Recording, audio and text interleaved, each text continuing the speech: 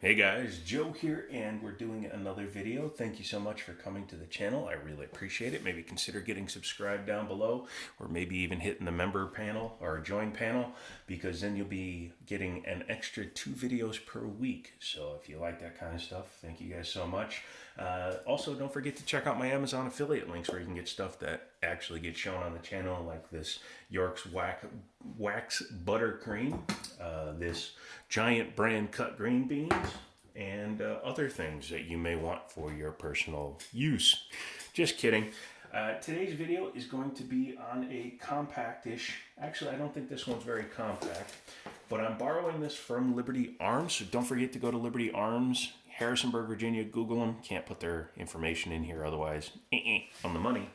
But today we're taking a look at a pretty cool piece. It's one I've had in my possession a couple of times, but every time I get it, I leave it for last in the filming queue, and then I forget to do it. But not today. Today we are going to give her time in the spotlight. And what that is a Springfield Armory box. Springfield likes to give you a pouch inside of a cardboard box. Perfectly fine with that. You can just throw that right in your gun bag and go to the range. And inside this box and bag, you get a XD9 full-size 4.5 inch. Go ahead and unload it, make sure it's clear. Let's take a look at the box. Obviously you have that. Underneath that you have your little envelope here with your owner's manual and information. Underneath this additional flap you get interchangeable backstrap, extra fiber optic rods, as well as an extra magazine and a gun lock that is actually branded Springfield. So good for them for going through the effort. Let's go ahead and move that out of the way and put that down so that we can take a look at this very cool little pistol from Springfield. Well, not little, it's actually, here, let me show you. Almost the size as my 1911. A little bit shorter in the barrel dimension. You can see the chambers farther back on the 1911, but the overall size of the body is almost the same. I like comparing everything to a 1911 because, you know, why not? It is a 18+1 capacity, so very good capacity for a carry firearm. The grip is not overly long, which is nice. Polymer lower, steel upper, very decent sights. Looks like it has night sights and a fiber optic sight, so that's a good combination there, so you don't even have to waste any money upgrading anything right away. Very easy to pick up. When it's a rear night sight, I don't mind if they're like that. If they're just a white dot, I tend to not care for them. Has a 3-slot 1913 pick rail. You can put a regular light, laser, what have you on there. And then it has different stippling as you go around the firearm. This is part on the non-removable section of the grip. Has just their standard long kind of L cuts. Some serrations in the front here. It's both vertical and horizontal, so that aids in grip. And then the rear panel here, obviously being interchangeable by just knocking out that roll pin, allows you to get to your level of comfort with the grip. I like the one that comes on it straight from the factory. I believe it's the medium. Springfield, the XD series, does have a grip safety like a 1911, but no beaver tail because it's striker fired. And it's pretty easy to maintain grip on that. It additionally has a trigger safety. So between all of that, you have a pretty safe firearm. Because it has 2 external safeties, it does not have a manual safety. Perfectly fine with that. Just has your standard controls, takedown lever, and your slide lock, slide release. Nice cuts on the slide. Very easy to grab and manipulate the firearm. Loaded chamber indicator. Ruger likes to do that. I had an SR9 that had that. Pops up when loaded with a round. Overall, pretty chunky looking boy, but it's got some design cues that make it look good. I like how they put the thumb cut in there. Gives your thumb a nice place to memorize on. No real go pedals, but that's fine. If you shoot lefty, you can just use the takedown as your memory spot. On this side, you can just take a piece of skate tape or something and just put it there. Controls are not ambidextrous. However, it does look like you could reverse the mag release if you wanted to. Stainless mag with a plastic base pad on it. I like Springfield and Smith & Wesson because they both do a metal mag.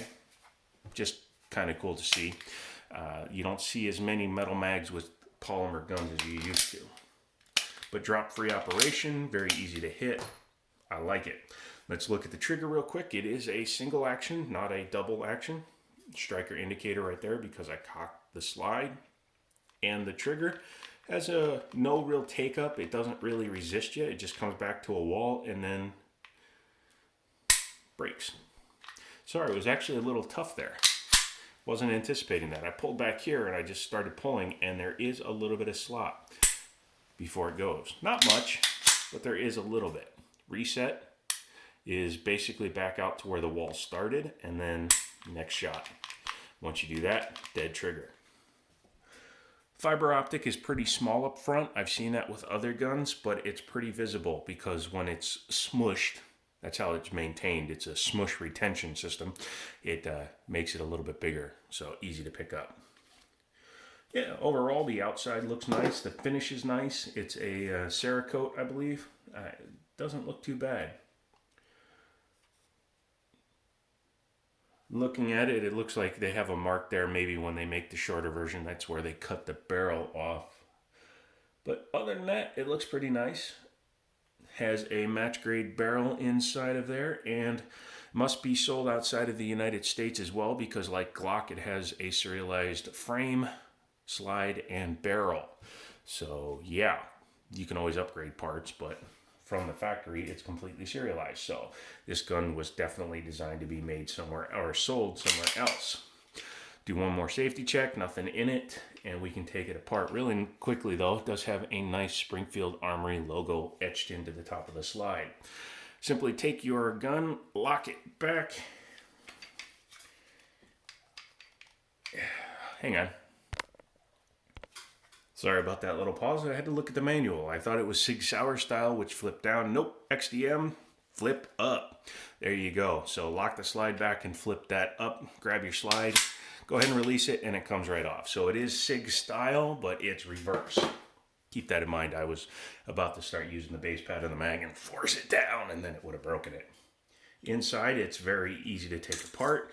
Non-captive guide rod, so keep that in mind. If you just pull up the back, you could bing, shoot off the guide rod. Barrel comes out just like most modern striker fire, just drops out of the bottom.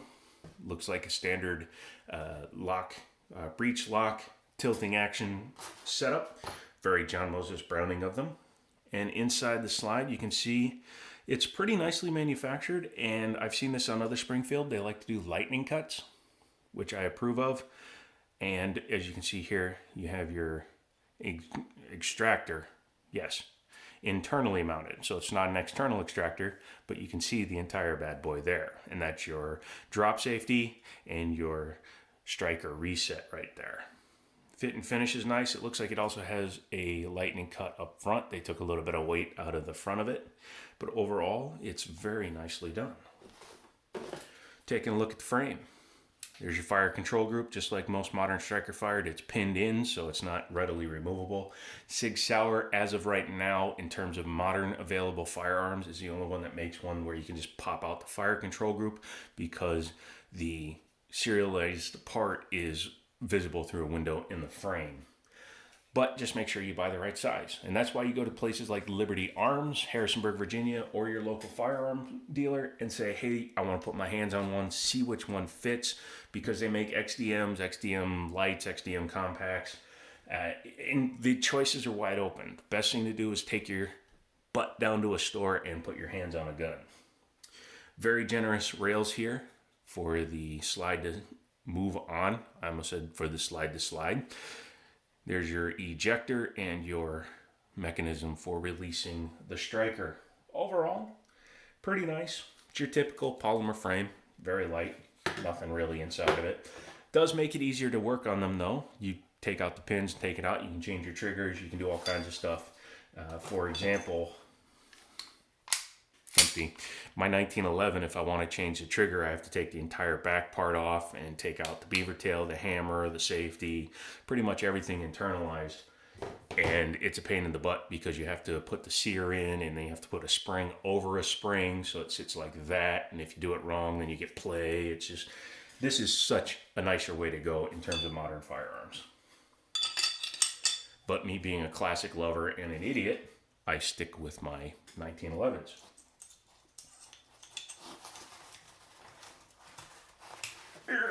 There you go. It's going to be a tight squeeze to get the spring on there. It's quite a heavy sprung spring, and that's probably on purpose to make sure that the timing is right with the firearm. I approve. Nothing wrong with that at all. Take your gun, take your slide, start it back up, and then you just bring it all the way back, lock it open, and put your takedown back in the forward position. Thankfully, it does not have a magazine disconnect. I hate those with a passion. Overall, the size is nice, the feel is nice. I think this could be a pretty nice pistol, and here's the best part that I hadn't even talked about. It's very competitive with guns of its class. Springfield is a higher end firearm. So yeah, it's probably a little bit more than a Glock 17 right out of the box, but the trigger honestly feels better. I like the way the grip feels in my hand. The angle is slightly different, and I like that. And you get light fiber optic sights and extra cuts. So if you compare it to a 19X, it's actually $50 cheaper. So keep that in mind. Check them out. Liberty Arms, you can call up and get this one because it's still available as of the time of this video, and you can get one for yourself. So give them a call, say I sent you, Joe, Jiminy Show, all that good stuff, and they can get you one of these firearms. Thank you guys so much for checking out this video. I do appreciate it. Maybe consider using my Amazon affiliate links and my join button down below so you can become a member and get 2 free videos every week. Well, not 2 free videos, but 2 ad-free videos every week on top of the regular videos I put out.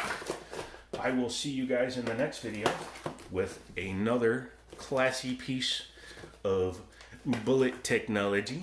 And, as always, I'll talk to you later.